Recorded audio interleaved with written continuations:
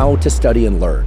That is, what the scientific data say is the best way to study in order to remember information and to be able to use that information effectively in different areas of your life. It turns out that the best way to study and learn is to access components of your memory systems that offset. If you look across the total body of research on how best to study and learn, it involves doing exactly what we just did, which is to... Sorry about that, I promise I'll keep this video short. First of all, we need to define what learning actually is, so we know what we're trying to accomplish. Here's how Andrew Huberman defines learning. Rather than think about studying to learn and retain information, I want you to think about studying to offset the natural process of forgetting that everybody experiences when they are exposed to new material of any kind. Now that we know what we're trying to optimize for, what is the best way to learn based on our definition? If you look across the total body of research on how best to study and learn, it involves doing exactly what we just did, which is to periodically stop and test yourself on the material that you learned. Testing is not just a way of evaluating what knowledge you've acquired and which knowledge you have not managed to acquire.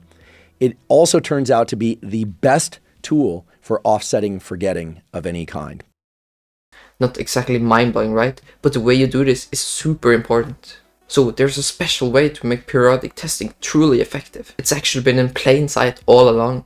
Just hear it from him. The best tests are open-ended, short answer, very minimal prompt tests. If I had known that testing oneself or being tested soon after exposure to material would have the amount of forgetting even out to a year later, I definitely would have saved myself a lot of time. But this is where most people, including me, get stuck. I have all the best learning techniques at my fingertips, but I don't use them. Why is this? The truth is that most people don't use these techniques because they feel hard. It requires effort and you experience a lot of strain. But this is actually a good thing. I was shocked to hear this from Andrew Huberman.